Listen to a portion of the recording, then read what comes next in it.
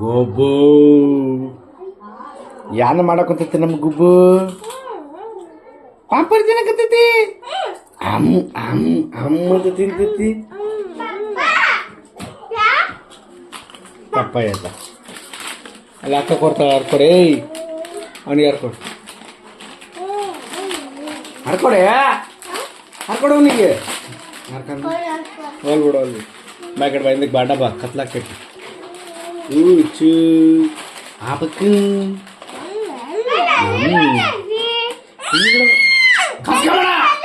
ಆಮೇಲೆ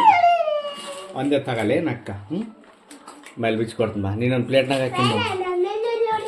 ಪ್ಲೇಟ್ನಾಗ ಹಾಕಿ ತಿನ್ನೋಗ್ಲಿ ಇಲ್ಲ ಅಂದ್ರೆ ರೈಟ್ ಹೇಳಲ್ಲಮ್ಮ ಗುಡಿ ಕಿಡ್ಸ್ ಪಾಟ್ ಹೆಂಗೈತಮ್ಮ ಸೂಪರು ಅಲ್ಲ ಸೂಪರು ಏನು